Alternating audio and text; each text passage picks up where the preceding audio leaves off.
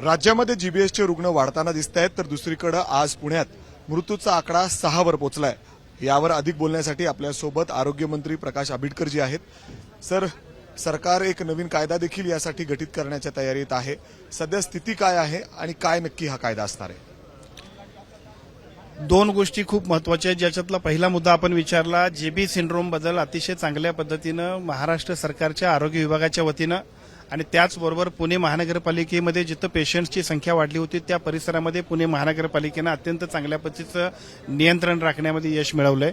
जरी पेशंटची संख्या 173च्या आसपास झालेली असली किंवा दुर्दैवानं 6 लोक मृत्युमुखी पडलेले असले तर एक महिन्यांमधला आपण जर एकूण आलेख बघितला तर 9 जानेवारी ते 9 फेब्रुवारी या दरम्यान ज्या पद्धतीनं म्हणजे आज 7 फेब्रुवारी या एक महिन्याच्या कालावधीमध्ये ज्या पद्धतीनं पेशंटची संख्या कमी आपण केलेली आहे, ही साथ संसर्गजन्य नाही। प्रतिकारशक्ती जिथं कमी होते तिथंच या पेशंटचा संख्या वाढते। याबद्दलचं खूप चांगल्या पद्धतीनं अवेअरनेस जो आपण केलाय, त्यामुळे निश्चितपणानं जीबी सिंड्रोम बद्दल काळजी करण्याची कारण नाही, भीती बाळगण्याची कारण नाही। फक्त आपल्या डॉक्टरांचा वैद्यकीय डॉक्टरांचा आपल्या फॅमिली डॉक्टरांचा सल्ला घ्या, प्रतिकारशक्ती वाढवा आणि अधिक काळजीने काम करा। आता दुसरा प्रश्न जो आपण विचारला तो सुद्धा तेवढाच महत्वाचा आहे।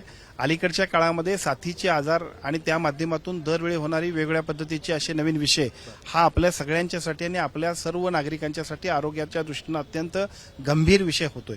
विशेषतः वाढते नागरिकांमुळे सुद्धा अनेक ज्या काही डेव्हलपमेंट्स होतात त्यामुळे सुद्धा असे अनेक प्रश्न तयार होतात आणि म्हणूनच पुण्यातल्या प्रकारानंतर आरोग्य विभागाच्या वतीनं आमचा जो पूर्वीचा कायदा आहे 7 रोग नियंत्रण कायदा, त्या कायद्यामध्ये सुद्धा थोडीशी दुरुस्ती करणं आणि केवळ सल्ला न देता जे अशा पद्धतीनं 7 रोग आणण्यामध्ये जे घटक अशा पद्धतीने कारणीभूत ठरतील त्यांच्यावरती सुद्धा आवश्यक त्या कारवाई करणं आवश्यक आहे। भविष्य काळामध्ये अशा पद्धतीचा कायदा जर झाला नाही तर असे अनेक प्रश्न उद्भवत राहतील।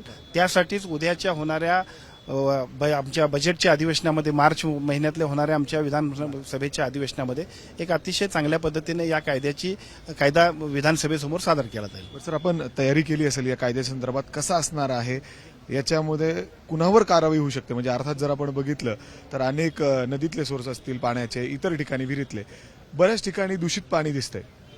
खरं तर या विषयावरती पहिल्यांदाच आपण पहिली बैठक घेतली कॅबिनेटमध्ये सुद्धा। याच्यावरती आदरणीय मुख्यमंत्री आणि दोन्ही उपमुख्यमंत्र्यांच्या बरोबर आम्ही हा विषय त्यांच्याही लक्षात आणून दिला आणि त्यानंतर आरोग्य विभागाच्या वतीनं सर्व याच्याशी संबंधित असणाऱ्या सर्व अधिकाऱ्यांना बोलावून आम्ही एक बैठक घेतली। त्या बैठकीच्या अनुषंगानं परत आणखीन एक कमिटी नेमली जाईल।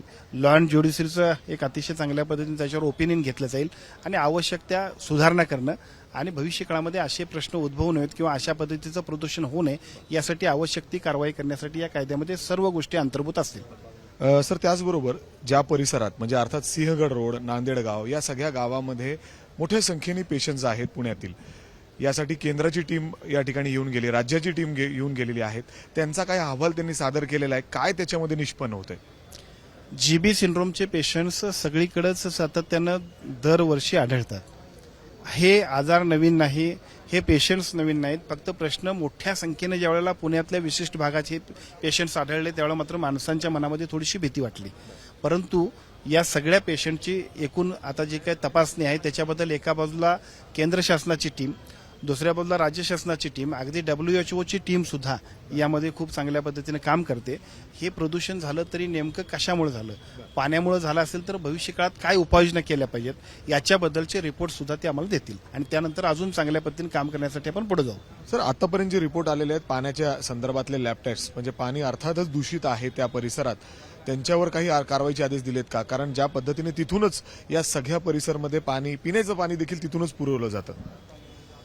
या सगळ्या गोष्टींबद्दल पुणे महानगरपालिकेला आपण अतिशय तात्काळ सूचना दिलेल्या आहेत। या सूचनांची अंमलबजावणी करून एका बाजूला टँकरमधनं होणारा पाणी पुरवठा, दुसऱ्या बाजूला जो काय रेग्युलर त्यांचं चाललेलं एकूण क्लोरिनेशन करूनच पाणी त्या विहिरीतनं गेलं पाहिजे, यासाठी महानगरपालिकेनं त्याच दिवशी सुरुवात केली।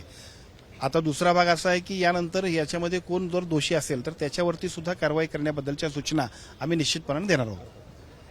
जरी जीबीएसचे रुग्ण वाढत असले तरी सरकारकडून वेगवेगळी पावलं या ठिकाणी उचलली जातात आणि यासाठी येत्या कॅबिनेटच्या बैठकीमध्ये खास एक कायदा देखील या ठिकाणी आणण्यात येणार आहे आणि त्यासाठी पूर्ण टीम देखील गठीत करण्यात आलेली आहे, असं स्वतः आरोग्यमंत्री या ठिकाणी सांगतायत।